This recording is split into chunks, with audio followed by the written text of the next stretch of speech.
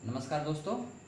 पिछले वीडियो में जैसा हमने मनी मार्केट इंस्ट्रूमेंट के बारे में पढ़ा था, इस वीडियो में हम कैपिटल मार्केट इंस्ट्रूमेंट के बारे में पढ़ेंगे।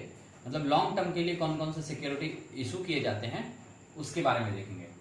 तो ये कुछ सिक्योरिटी हैं जो लॉन्ग टर्म के लिए इशू किए जाते हैं, जिसमें सबसे इंपॉर्टेंट है government security, investment fund, sovereign wealth fund, participatory notes. And उसके बाद हम लोग कुछ बॉन्ड्स के बारे में बताएंगे, कौन से अभी लेटेस्ट करंट में कौन कौन से बॉन्ड इंपॉर्टेंट हैं बॉन्ड, और कुछ स्टॉक एक्सचेंज के बारे में बेसिक जानेंगे कि स्टॉक एक्सचेंज क्या होता है। तो ठीक है, हम पहले गवर्नमेंट सिक्योरिटी के बारे में देखते हैं। तो गवर्नमेंट सिक्योरिटी क्या होता है? Government security both central government और स्टेट गवर्नमेंट दोनों के द्वारा इशू किया जाता है। मेच्योरिटी पीरियड इसका 1 ईयर से ज्यादा होता है। अगर 1 ईयर से कम, अगर गवर्नमेंट को, सेंट्रल गवर्नमेंट या स्टेट गवर्नमेंट को 1 ईयर से कम के लिए अगर कैपिटल रेज करना था, कैपिटल इकट्ठा करना था, तो वो टी बिल्स इशू कर रहा था। लेकिन अगर लॉन्ग टर्म के लिए अगर उसको कैपिटल रेज करना है 1 ईयर से ज्यादा समय के लिए, 1 साल से ज्यादा के लिए, तो वो गवर्नमेंट सिक्योरिटी इशू करता है। गवर्नमेंट सिक्योरिटी क्या होता है? तो वैसे ही एक सिक्योरिटी रहेगा जिसको सेंट्रल गवर्नमेंट इशू करेगा और जिसमें रहेगा कितना का सिक्योरिटी है।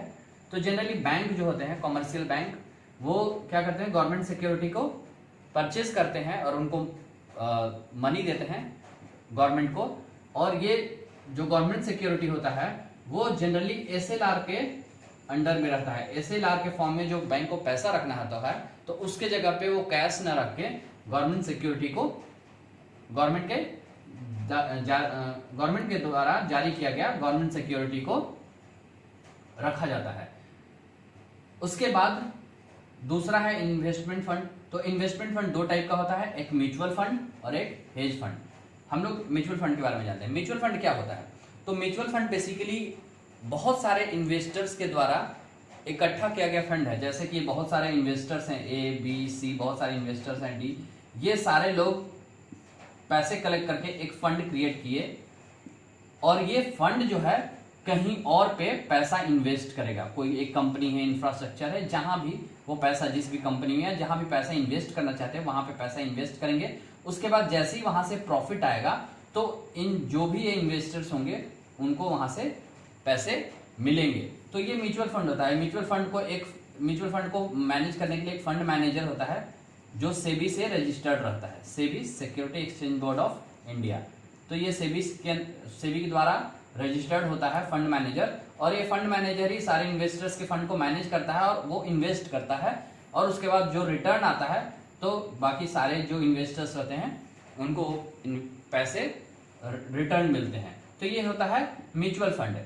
तो फिर हेज फंड क्या है? तो हेज फंड जो होता है सेम चीज है, a type of mutual fund है, लेकिन यहाँ पे जो A B C D investors जो होते हैं वो बड़े बड़े इन्वेस्टर्स होते हैं जो हाई रिस्क और हाई रिटर्न के लिए रहते हैं, जिनको हाई रिटर्न चाहिए और हाई रिस्क भी लेने के लिए तैयार रहते हैं। तो कुल मिला के ये कॉमन लोगों के लिए होता है, और ये बड़े लोगों के लिए, रिच आदमी, मतलब जिनका नेटवर्थ बहुत ज्यादा है, वो लोग जब ऐसे इन्वेस्ट करते हैं तो वैसे फंड को हेज फंड बोला जाता है। ये भी म्यूचुअल ही फंड है, लेकिन यहाँ पे बस इन्वेस्टर्स जो होते हैं वो बहुत हाई नेटवर्थ इनकम वाले इन्वेस्टर्स होते हैं।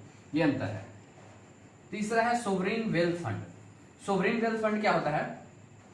सोवरिन वेल्थ फंड स्टेट के द्वारा बनाया हुआ एक फंड है जहां पे कॉर्पोरेट, गवर्नमेंट, सेंट्रल बैंक या अदर बैंक जो अपना सरप्लस अमाउंट है वो वहां पे इन्वेस्ट करता है। अगर किसी आपके पास जैसे कोई इंडस्ट्री है या कोई गवर्नमेंट है, कॉर्पोरेट है, उसके पास सरप्लस अमाउंट रखा हुआ है, सरप्लस अमाउंट आ गया है, उसकी अभी जरूरत नहीं है, तो वो अमाउंट रख के उसको कोई फायदा नहीं है अपनी जगह पे, तो वो कहाँ डाल देता है? सोवरिन वेल्थ फंड में इन्वेस्ट कर देता है। वहां से उसको रिटर्न मिलेगा, और ये सोवरिन वेल्थ फंड से जो स्टेट को पैसा मिलेगा, स्टेट गवर्नमेंट को, वो इंफ्रास्ट्रक्चर प्रोजेक्ट में, हाउसिंग, रियल एस्टेट प्रोजेक्ट में, इन दोनों जगह पे पैसा लगा के डेवलप करता है। इंफ्रास्ट्रक्चर डेवलप करेगा, रियल एस्टेट बिजनेस में डेवलप होता है, और वहां से जो रिटर्न आएगा फिर इनको वही इंटरेस्ट को जो सोवरिन वेल्थ फंड में अपना पैसा दिए हैं उनको इंटरेस्ट के साथ पैसा मिल जाता है। तो ये सोवरिन वेल्थ फंड का कॉन्सेप्ट है। फिर एक है पार्टिसिपेटरी नोट, एक अभी सोवरिन वेल्थ फंड में national investment infrastructure investment fund, national infrastructure investment fund NIIF एक नेशनल इंफ्रास्ट्रक्चर इन्वेस्टमेंट फंड अभी जारी किया गया है। ये सोवरिन वेल्थ फंड है जो गवर्नमेंट ऑफ इंडिया के द्वारा सेटअप किया गया, फर्स्ट सोवरिन वेल्थ फंड है जो गवर्नमेंट ऑफ इंडिया के द्वारा किया गया है, जहां पे सब लोग अपना सरप्लस मनी रखेंगे और वो इंफ्रास्ट्रक्चर डेवलपमेंट में पैसा यूज होगा, फिर वहां से जो रिटर्न आएगा फिर उन लोगों को मिल जाएगा। ये कॉन्सेप्ट होता है जनरली सिक्योरिटीज का, जितने भी सिक्योरिटीज होते हैं, शेयर होता है, उसका कॉन्सेप्ट यही है। नेक्स्ट है पार्टिसिपेटरी नोट्स। अब पार्टिसिपेटरी नोट्स को समझने के लिए आपको एक बेसिक सा चीज समझना पड़ेगा पहले कि पार्टिसिपेटरी नोट्स होता क्या है। तो बहुत सारी कंपनियां जो फॉरेन इन्वेस्टर्स होते हैं, ये फॉरेन इन्वेस्टर्स है, ये इन्वेस्ट जब इस इंडियन मार्केट में, ये इंडियन मार्केट है, इंडियन मार्केट में जब इंडियन फाइनेंशियल मार्केट में जब पैसा इन्वेस्ट करते हैं तो उनके लिए एक वो FII फॉरेन इन्वेस्टमेंट इंस्टीट्यूट होता है FII, तो वो रजिस्टर्ड करते हैं, पहले सेबी के साथ रजिस्टर्ड होते हैं FII फॉरेन इन्वेस्टमेंट इंस्टीट्यूट के फॉर्म में, और उसके बाद ये यहाँ पे खोलते हैं, इनका अकाउंट खुलता है। उसके बाद किसी के थ्रू इंडियन फाइनेंशियल मार्केट में जहाँ भी वो पैसा इन्वेस्ट करना चाहते हैं वो इन्वेस्ट करते हैं। लेकिन कभी कभी क्या होता है कि कुछ फॉरेनर्स जो हैं वो डायरेक्ट इंडियन मार्केट में अपना इंस्टीट्यूट के इसके थ्रू डायरेक्ट इंडियन मार्केट में पैसा इन्वेस्ट नहीं करते हैं, और वो इनडायरेक्ट रूप से जो पहले से सेबी के साथ रजिस्टर्ड है उसी FII को पैसा दे देते हैं और उनको इंस्ट्रक्ट करते हैं कि इस पर्टिकुलर शेयर को, इस पर्टिकुलर बॉन्ड में आप पैसा इन्वेस्ट कीजिए। तो उससे इंडियन फाइनेंशियल मार्केट में लॉस होता है।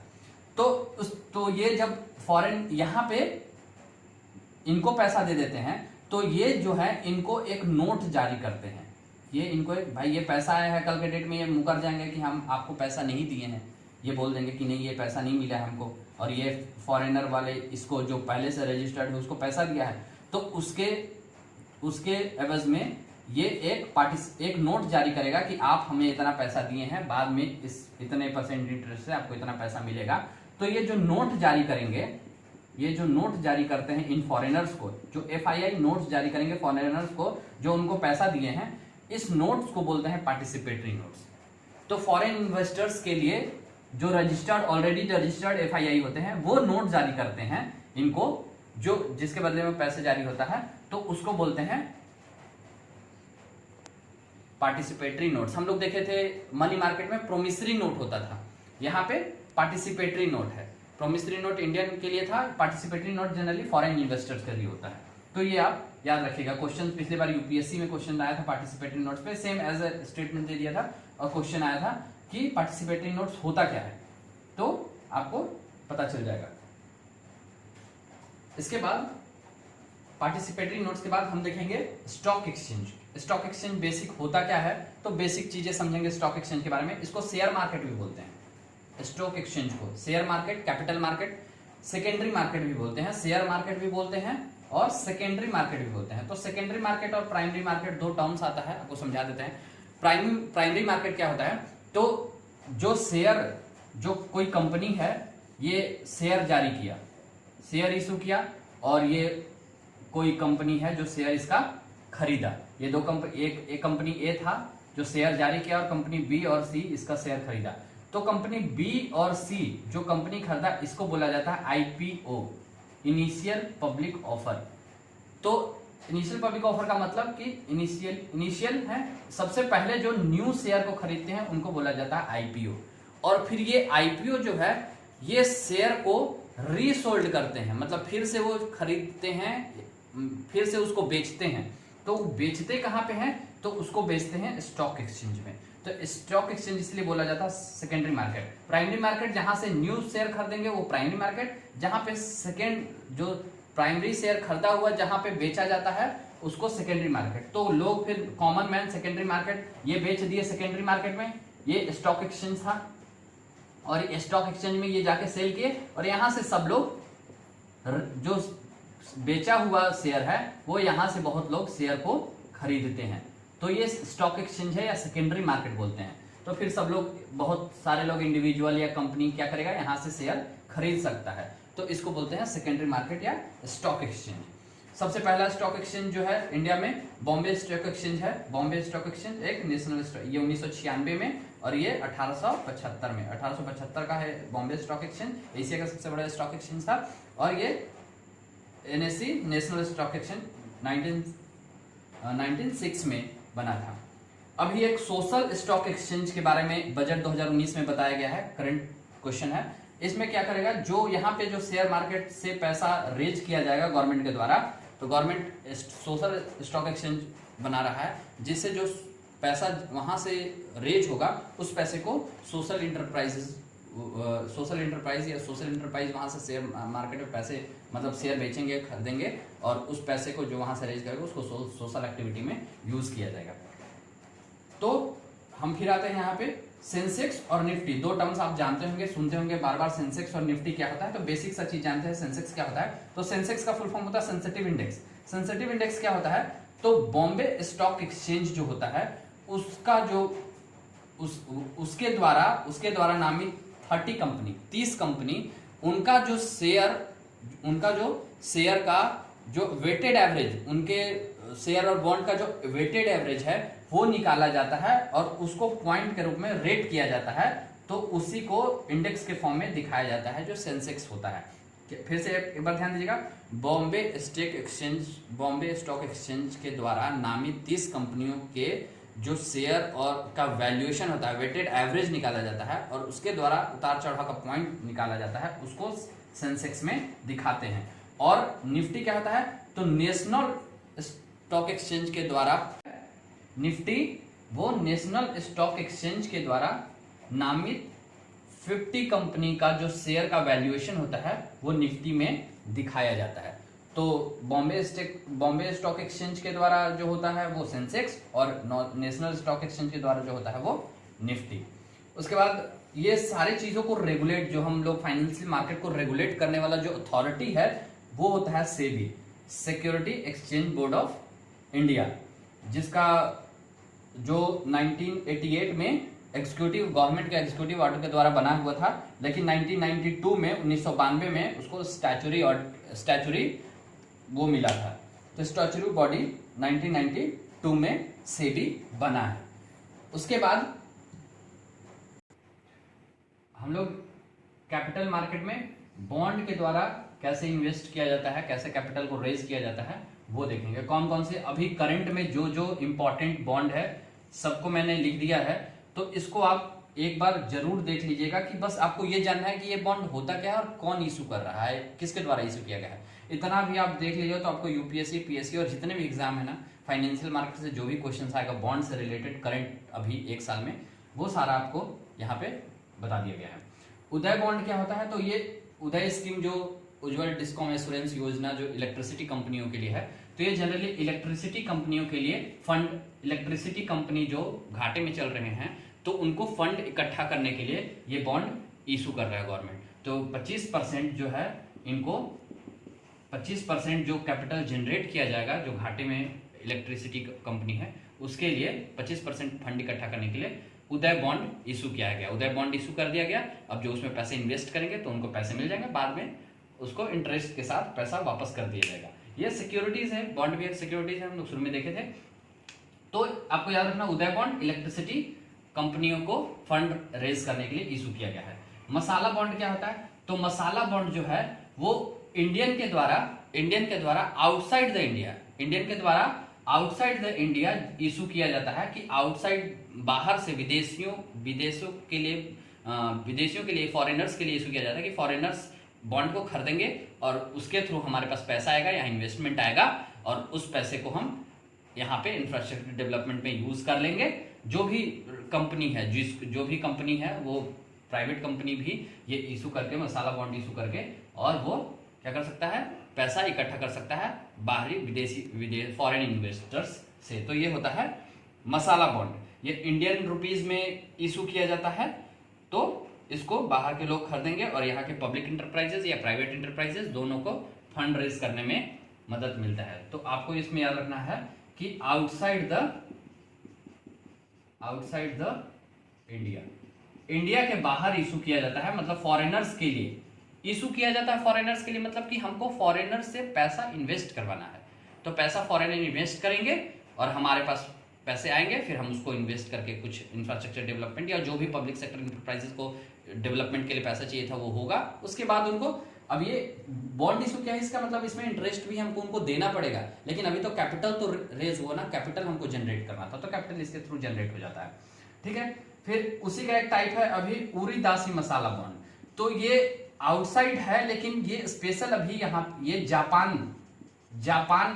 जापानीज जो होते हैं, जापान के जो रिटेल इन्वेस्टर्स हैं उनको इशू क्या है कि वहां के रिटेल इन्वेस्टर्स जो हैं वो इंडियन कंपनी में अपना इन्वेस्ट करें, मतलब पैसा यहाँ पे रेज करने के लिए उनको जापान, जैसे जापान है, जापानी इन्वेस्टर्स हैं, जापानी इन्वेस्टर, तो एक इंडियन कोई कंपनी है, इंडियन कंपनी, ये इशू कर दिया, बॉन्ड इशू किया, तो ये बॉन्ड इशू किया तो ये बॉन्ड खरीदेंगे, जैसे एक 100 करोड़ का बॉन्ड था तो 100 करोड़ का ये बॉन्ड खरीदे, इसमें लिखा हुआ रहेगा कि 100 करोड़ का बॉन्ड है या 10% इंटरेस्ट मिलेगा, जो भी इंटरेस्ट, हायर इंटरेस्ट मिलता है, क्योंकि जापान के लोग क्यों खरीदेंगे, क्योंकि जापान को वहां इन्वेस्ट में पैसा नहीं मिला है, उससे ज्यादा इंटरेस्ट इसमें मिलेगा, तो वहां के इन्वेस्टर्स क्या करेंगे, इस बॉन्ड को खरीदेंगे और 100 करोड़ रुपया इंडियन कंपनी के पास आ जाएगा। बाद में 100 करोड़ का मैच्योरिटी पीरियड जो 3-5 साल जो भी रहेगा उसमें उतना उनको 10% के इंटरेस्ट के साथ पैसा देना पड़ेगा, लेकिन अभी के समय के लिए ये जापानीज इन्वेस्टर्स यहाँ पे 100 करोड़ रुपया इंडियन कंपनी को दे देंगे और वो बॉन्ड ले जाएंगे और वो 3 साल बाद आएंगे और इनसे 3 साल बाद वो पैसा ले लेंगे। तो ये फंड इकट्ठा करना है कुल मिला के, तो उसके लिए ये टूल्स हैं। ये लॉन्ग टर्म वाले हैं जिनका मैच्योरिटी पीरियड 1 साल से ज्यादा रहेगा, वैसे वाले बॉन्ड है ये सब। एक पांडा बॉन्ड होता है जो चाइना में इशू होता है, चाइना में इशू किया जाता है चाइना वाले को बुलाने के लिए, लेकिन चाइना वाले को बुलाने के लिए किया जाता है जो नॉन चाइनीज एंटिटी हैं, मतलब कि चाइना के आउटसाइड वाले, बाहर के, जैसे कि पाकिस्तान हो गया और भी कोई देश हो गया, फिलीपींस हो गया, या कोई भी इंटरनेशनल फाइनेंस कॉर्पोरेशन हो गया, तो ये सारे लोग जाएंगे चाइना में, इन्वेस्ट करेंगे, चाइना में बॉन्ड इशू करेंगे और चाइनीज लोग, जैसे जापानीज लोग यहाँ खरीद रहे थे, चाइना वाले खरीदेंगे और वो पैसा देंगे, तो उन लोगों को इन्वेस्ट करने के लिए पैसा मिल जाएगा। तो ये होता है पांडा बॉन्ड। तो पांडा बॉन्ड याद रखना कि चाइना वालों के लिए इशू किया जाता है कि चाइना वाले उसमें इन्वेस्ट करें। उरीदासी मसाला बॉन्ड में इंडिया को पैसा, यहाँ इंडिया के लिए नहीं है, इंडिया वाले इशू नहीं कर रहे हैं, दूसरे इशू कर रहे हैं, जो नॉन चाइनीज है वो इशू कर रहे हैं चाइना वालों के लिए। ग्रीन बॉन्ड किस लिए होता है, तो ग्रीन बॉन्ड का मतलब होता है कि इन्वायरमेंटल प्रोजेक्ट के लिए अगर पैसा इकट्ठा करना है, बॉन्ड इशू किया जाता है। बॉन्ड इशू किया जाता है मतलब उस फंड के लिए बॉन्ड इशू किया जा रहा है, मतलब हमको पैसे इकट्ठा करना है, तो हम बॉन्ड इशू कर दिए कि बाहर की कंपनियां लेके आएंगे और हमें पैसा देंगे और बॉन्ड लेके जाएंगे, फिर उनका जब मेच्योरिटी पीरियड पूरा होगा तो हमें फिर वो पैसा ले जाएंगे यहाँ से। तो ग्रीन बॉन्ड जो है वो ग्रीन से नाम आ रहा है कि इन्वायरमेंटल प्रोजेक्ट अगर कोई है, या फिर इन्वायरमेंटल नॉन रिन्यूएबल एनर्जी है, non renewable energy environmental project, तो ऐसे प्रोजेक्ट के लिए अगर पैसा चाहिए और पैसा नहीं है तो वो ग्रीन बॉन्ड इशू करेंगे, फिर कोई कंपनी जो है वो बॉन्ड को खरीदेगा, वो पैसा देगा, फिर वो ग्रीन जो इन्वायरमेंटल प्रोजेक्ट है वो पूरा हो जाएगा, उससे जो फंड इकट्ठा होगा फिर उनको मिलेगा बाद में वो पैसा, उनको बाद में मैच्योरिटी कंप्लीट होने के बाद मिल जाएगा। ब्लू बॉन्ड जो होता है वो मरीन प्रोजेक्ट के लिए, मरीन या फिशरीज प्रोजेक्ट के लिए इशू किया जाता है। बस आपको किस लिए इशू किया जाता है याद रखें। सबसे पहले अभी सेशल्स जो है वो मरीन ब्लू बॉन्ड इशू किया है। मसाला बॉन्ड अभी केरला इशू किया है, अभी लेटेस्ट में केरला के द्वारा मसाला बॉन्ड, केरला के एक इंफ्रास्ट्रक्चर प्रोजेक्ट के लिए मसाला बॉन्ड इशू किया गया है, स्टेट इशू किया है। फिर एक है social impact bond. Social impact bond क्या होता है कि सोशल एक्टिविटी के लिए, सोशल वेलफेयर के लिए अगर बॉन्ड इशू किया, उसके लिए पैसा जनरेट करना है तो सोशल इम्पैक्ट बॉन्ड जनरेट किया जाता है। सोशल इम्पैक्ट बॉन्ड जनरेट किया जाता है मतलब ऐसे जो लोग बहुत हाई नेटवर्थ वाले, मतलब रिच आदमी हैं, वो अगर मतलब सोशल वेलफेयर के लिए पैसा देना चाहते हैं कम इंटरेस्ट में, तो ये एक उनके लिए एक बॉन्ड इशू कर दिया गया, कम इंटरेस्ट पे इशू किया जाता है, 3% इंटरेस्ट पे इशू किया जाता है। लेकिन सोशल वेलफेयर के लिए होता है तो लोग जो हाई रिच पर्सन होते हैं वो ले लेते हैं कि इससे उनका एक तरह से मतलब अच्छा मैसेज भी जाता है कि अच्छा काम कर रहे हैं सोशली, तो ये सोशल इम्पैक्ट बॉन्ड इशू किया जाता है।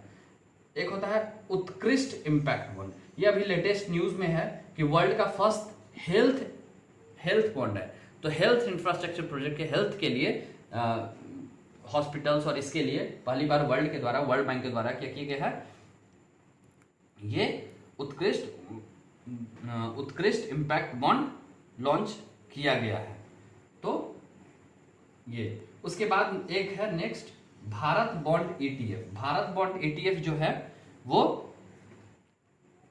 First corporate ETF bond ETF India का है। इंडिया का फर्स्ट कॉर्पोरेट बॉन्ड ईटीएफ है जो इन्वेस्ट करेंगे, जो हाई रेटेड कंपनियां रहेंगे वो क्या करेंगे, इस बॉन्ड में पैसे इन्वेस्ट करेंगे और इनका मैच्योरिटी पीरियड 3 साल से लेके 10 साल तक रहेगा। ये सोवरिन गोल्ड बॉन्ड है। सोवरिन गोल्ड बॉन्ड क्या होता है कि कोई भी ये बॉन्ड इशू करेगा उनको, जैसे किसी के पास अगर 1 ग्राम से लेके 4 केजी मैक्सिमम 4 केजी तक गोल्ड है, तो वो गोल्ड क्या करेंगे, आके गवर्नमेंट के पास रख दे और उनको एक बॉन्ड इशू हो जाएगा, वो बाद में उसको रिडीम्ड करा सकते हैं। तो ये होता है सोवरिन गोल्ड बॉन्ड।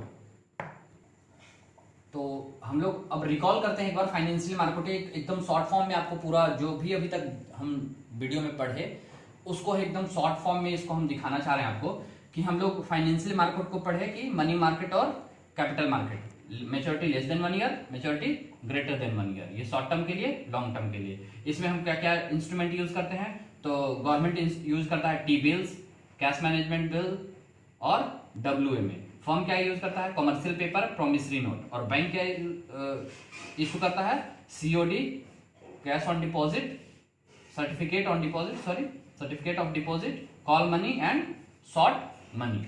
ये आपका टोटल मनी मार्केट का टूल हो गया। और ये कैपिटल मार्केट के टूल में हम क्या देख लिए, तो कैपिटल मार्केट देखिए 2 टाइप का होता है, प्राइमरी मार्केट और सेकेंडरी मार्केट। सेकेंडरी मार्केट को स्टॉक एक्सचेंज भी बोलते हैं। प्राइमरी मार्केट में IPO जो है वो शेयर खरीदता है और ये IPO जो शेयर खरीदता है वो सेकेंडरी मार्केट में जाके बेच देता है। फिर उसके बाद बाकी लोग यहाँ सेकेंडरी मार्केट से शेयर और बॉन्ड खरीदते हैं। तो ये प्राइमरी मार्केट और सेकेंडरी मार्केट। यहाँ पे कौन कौन से इंस्ट्रूमेंट यूज किया जाता है, तो यहाँ पे GSEC यूज किया जाता है, government security, sovereign bond use किया जाता है और फर्म के द्वारा, कंपनी के द्वारा, ये गवर्नमेंट के द्वारा इशू किया गया है और कंपनी के द्वारा इशू किया गया शेयर, डिफरेंट टाइप के शेयर, इक्विटी और डिफरेंट टाइप के जो बॉन्ड पढ़े वो। तो ये चीज हम सेकेंडरी मार्केट में, ये कैपिटल मार्केट में यूज करते हैं और ये टूल्स जो है वो हम मनी मार्केट में यूज करते हैं। इसके बाद हम लोग अब कुछ इंपॉर्टेंट क्वेश्चंस जो होते हैं, ऑब्जेक्टिव क्वेश्चन सॉल्व करते हैं, जो ये पता चलेगा कि हम कितना पढ़े। तो आप उस क्वेश्चंस को बनाइएगा। तो हम लोग MCQ देखते हैं। MCQ में सबसे पहला क्वेश्चन है, आपको क्वेश्चंस को देख लीजिए एक बार, मैं क्वेश्चन बोलता हूं, आप थोड़ा आंसर देखिएगा। Money market is the market for, पहला ऑप्शन है long term borrowing for the period of 3 year और more, initial public offer, IPOs of the public sector, short term borrowing and lending, foreign securities and bond. मतलब question पूछ रहा है कि money market किसका market होता है, किस लिए मार्केट होता है। तो लॉन्ग टर्म बोरोइंग के लिए तो नहीं होता है। मनी मार्केट किसके लिए होता है, short term borrowing and lending. ये IPO, इनिशियल पब्लिक ऑफर किससे रिलेटेड है, ये शेयर मार्केट से रिलेटेड है और शेयर मार्केट जो होता है वो कैपिटल मार्केट होता है। तो इसका मतलब ये है कि मनी मार्केट जो है वो short term borrowing and lending के लिए है। दूसरा क्वेश्चन देखते हैं, consider the statement about T bills. T bills मतलब ट्रेजरी बिल्स के बारे में क्या सही है। पहला स्टेटमेंट है, these are issued to meet short term mismatches in receipt and expenditure। Receipt और एक्सपेंडिचर मतलब गवर्नमेंट जो इसको इशू करता है, तो कहना चाह रहा है कि गवर्नमेंट टी बिल्स इशू करता है तो उसके रिसिप्ट और एक्सपेंडिचर में जब मिसमैच होता है तो उसके लिए शॉर्ट टर्म के लिए ये इशू किया जाता है। स्टेटमेंट सही है, शॉर्ट टर्म के लिए इशू किया जाता है गवर्नमेंट के द्वारा और उसके रिसिप्ट और एक्सपेंडिचर में जब मिसमैच हो जाता है तो इशू करते हैं। They are issued by central government as well as state government. Statement wrong, central government के द्वारा इशू किया जाता है, स्टेट गवर्नमेंट के द्वारा नहीं। 2001 में स्टेट गवर्नमेंट के द्वारा बंद कर दिया गया इशू होना, 2001 से पहले होता था लेकिन अब नहीं होता है। तो 1 ओनली आंसर। तीसरा क्वेश्चन है, which of the following authority function in Indian financial market. कौन फंक्शनिंग अथॉरिटी होता है इंडियन फाइनेंशियल मार्केट का। 3 अथॉरिटी का नाम बताया है, एक RBI, एक future commodities regulator FCR and third is security and exchange board of India SEBI। तो आपको पता है कि RBI तो हेड है, तो सेंट्रल बैंक है, तो वो तो अथॉरिटी फंक्शन करेगा ही, उसका रेगुलेशन रहता ही रहता है। सेकेंडली स्पेशल उसके लिए बनाया गया है, फाइनेंशियल मार्केट के लिए security and exchange board of India. Then 1 and 3 is the right answer. 1 and 3 is the right answer for these questions. Future commodity regulator is not the functioning authority of Indian financial market. So hope आपको ये video समझ में आया होगा, और जितने भी state PSC, UPSC और नॉर्मल एग्जाम के लिए फाइनेंशियल मार्केट जो बहुत सारे स्टूडेंट बोलते थे कि समझ में नहीं आता है, क्वेश्चन नहीं छूट जाता है, इसलिए मैंने इसका ही वीडियो बनाया है। और होप कि आपको इतना जानने के बाद कोई भी क्वेश्चन छूटेगा नहीं, सारे क्वेश्चन जो कंपटीशन एग्जाम में आएंगे वो इससे बन जाएंगे। Thank you. अगर आपको वीडियो पसंद आया होगा तो उसे लाइक कीजिए। Thank you.